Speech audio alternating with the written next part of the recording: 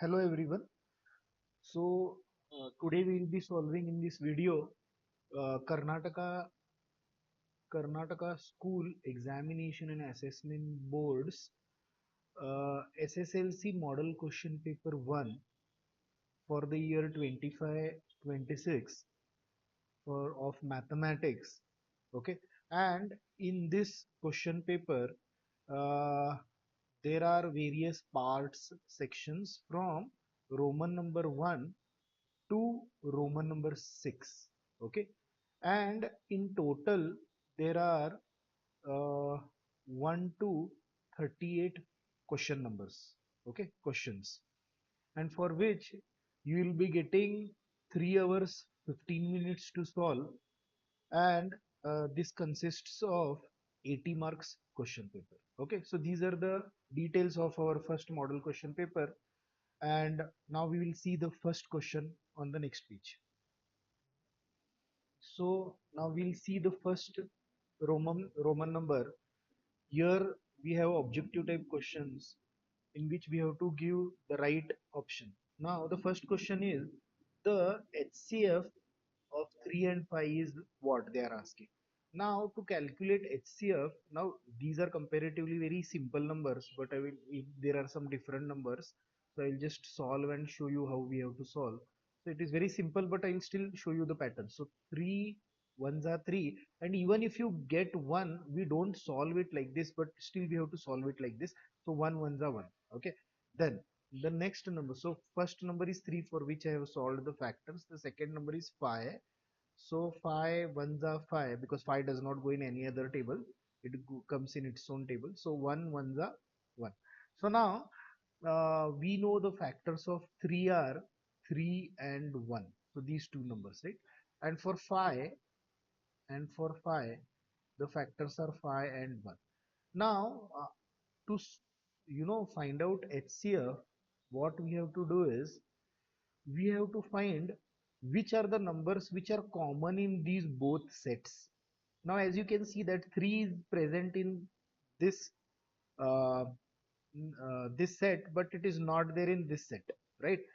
So 3 is present here, but 3 is not present in this group. Then 5 is present here, but 5 is not present here. So neither 3 or nor 5 is common, but we can see that only 1 is common, and it is occurring in both the sets. So whatever is common, okay, that we have to circle, and that we need to take here once. Okay, and that is what is HCF. Okay, so this is how HCF is calculated. Now for an example, if we had, for example, if we had year 3 and year also 3, then we would have taken, rounded up this thing, and this would have also become common, and then here we would have written into 3 also, and then 3 into 1 3, or some other number we would have taken, and then we would have calculated HCF. But for in this example we only have 1, so this is our answer. So our final answer is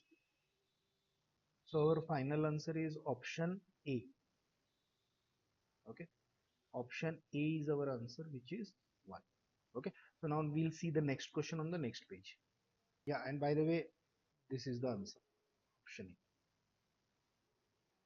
So here in the second question they have given one diagram, and they are asking find the number of zeros of the polynomial y is equal to p of x. So it is very simple. What we need to see is p of x, they are saying. So on x axis, how many times this line is, this particular line, this curve is cutting the x axis, is what we have to see. So this is number one time. Second time it is cutting here, so here one time, here second time, here it is third time which is cutting, and here it is fourth time which is touching, means it is cutting and going, right? So 4 times what we can see is that the curve has cut the x-axis. So C is our answer. Okay, so our answer is option C, which is 4. Okay, we'll see the next question on the next page. So we'll see the third question here in the pair of linear questions. So this question comes from the pair of linear questions chapter. A1x plus b1 by plus c1 is equal to 0, and this one is equal to 0 have unique solution, they are saying. Okay, so this has these two equations of lines have unique solution, then the correct relation among the following is. So we have learned this in this chapter, and they are saying that this particular two lines have unique solutions. So unique solutions, when we get unique solutions, when a1 upon a2 is not equal to b1 upon b2. So this particular condition gives us unique solution, right? So this is the answer basically. So this is our answer. Answer is option A. Okay, option A, which gives us this particular condition. And if we see this option B, this will give us coincident lines, right? Infinitely many solutions, and this will give us no solution, right? No solution, because this condition is for parallel lines, right? We have studied this. So they, in this question they have asked for unique solution, so this is our answer. Okay, so option A is our answer. So this fourth question comes from the chapter arithmetic progression. Okay, in the following. So the arithmetic progression in the following is, so which of the following is an arithmetic progression is there, is what they are asking us. So in to say any progression, if it is arithmetic progression, we need to check the common difference, right? We need to check the common difference, and common difference is denoted with the letter D, right? So just to see this, check this A1. So for A1 we'll check.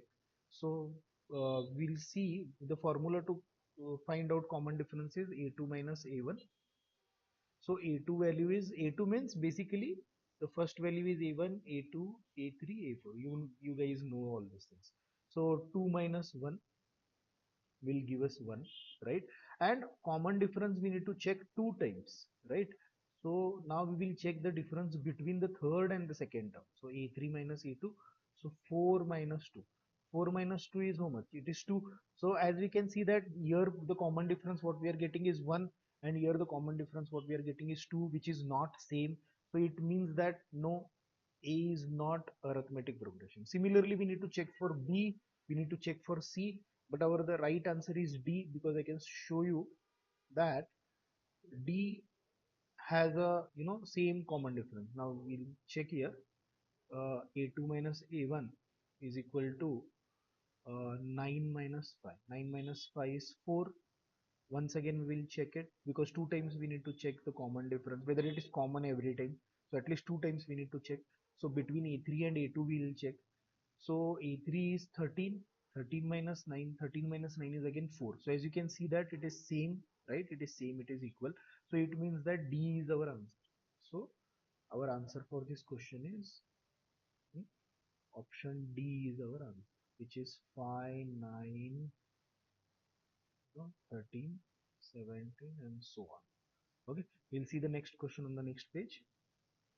So now in the fifth question, they are asking us in the given frequency distribution, the table, the median classes. So they are asking us the median class. So this question comes from the chapter statistics, and to find the median class, the formula to find the median class is n upon 2. Okay, so the n value what they have given here is 20. So 20 upon 2 we have to do. 20 upon 2 is 10.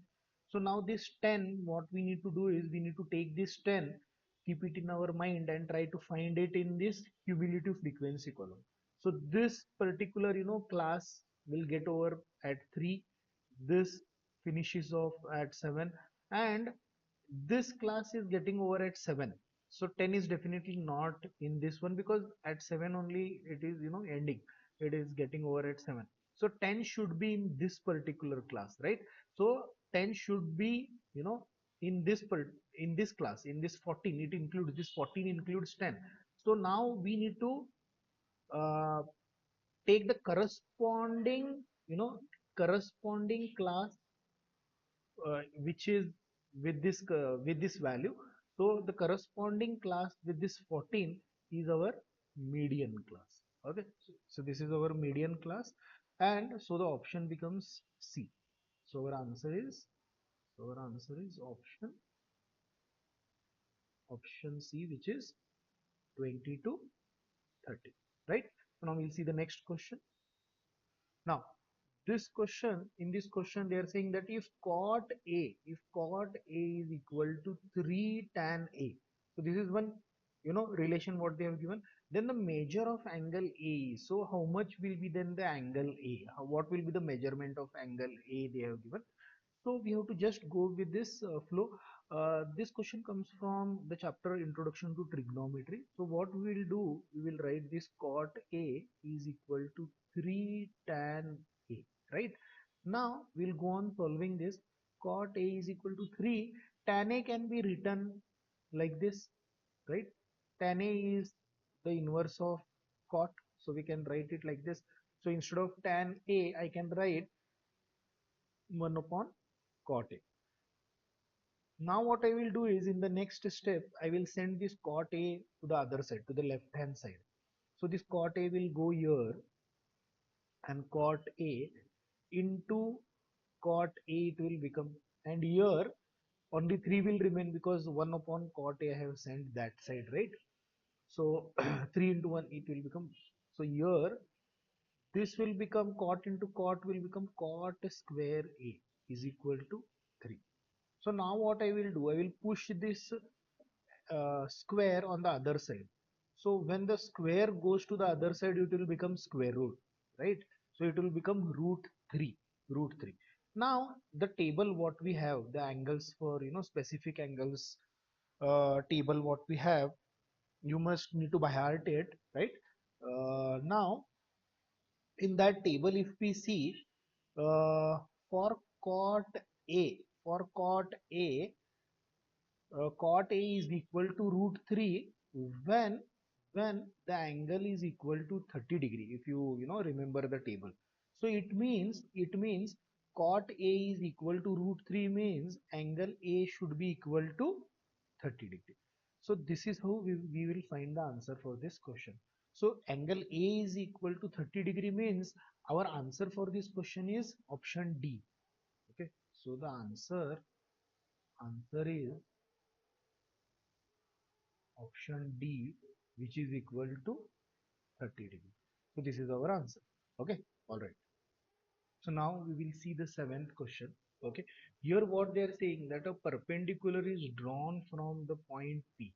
There is one point P. Okay, let's see where this point P is. Okay, so it is minus 4 minus 5. So always first value will be for x and the second value will be for y. So minus 4 on x-axis, minus 4 on x-axis is where it is here. Okay, and minus 5 on y-axis is where it is here. So where this minus 4 and minus 5 are intersecting, they are intersecting exactly over here. They are exactly over here, they are intersecting. Okay, let me just make this round. Now next, so a perpendicular is drawn from this point. A perpendicular is drawn from this point which intersects the x-axis. So a line, now this point is what? This point is P, and the coordinate of this point is minus 4 and sorry, it is minus 5. Minus 5